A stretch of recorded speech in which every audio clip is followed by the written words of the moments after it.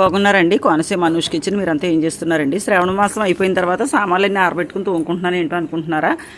ఉందండి, మీకు చూపిస్తాను. ఇదిగోండి, మా వారు గిన్నెల స్టాండ్ చేశారండి ఇంట్లోకి. మాది ఓపెన్ కిచెన్ అండి, ఇంకా కబోర్డ్స్ అవి కట్టించుకోవాలి.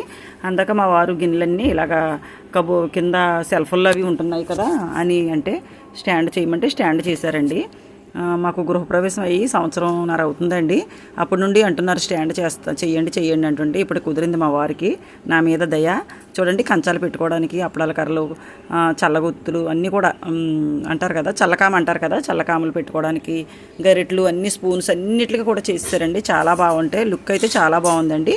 ఫస్ట్ బ్లూ కోటింగ్ ఇచ్చారండి, లైట్ ఆకాశం కలర్ అంటారు కదా, ఆనంద కలర్ లాగా ఉంటుంది. ఆ కోటింగ్ ఇచ్చిన తర్వాత అండి ఇదిగోనండి, ఈయనేనండి మా వారు. ఈ టాలెంట్ అంతా ఈయందే. చూడండి, ఈ స్టాండ్ చాలా బాగుంది. గ్లాసులు పెట్టుకోవడానికి అన్ని గ్లాసులు అన్నీ సామాన్లు పేర్చిన తర్వాత కూడా చూపిస్తాను మీకు.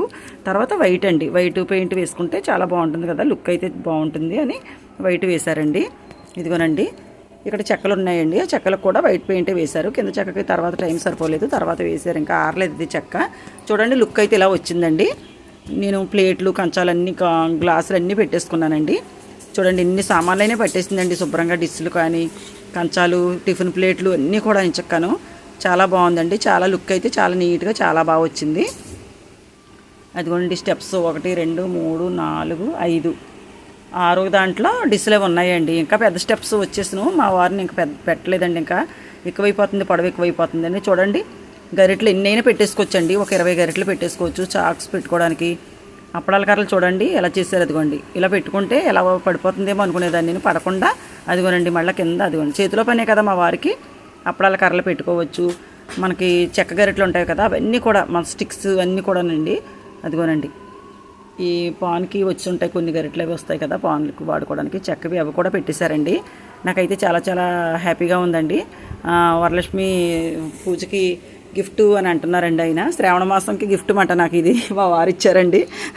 గిఫ్ట్ అంటే ఎవరైనా బంగారం కొంటారు, రూపులు, చీరలు అవి కొంటారు కదా, మా వారు అంతకంటే ఎక్కువ విలువైంది. నాకు చాలా ఇష్టం అన్నమాట ఇది.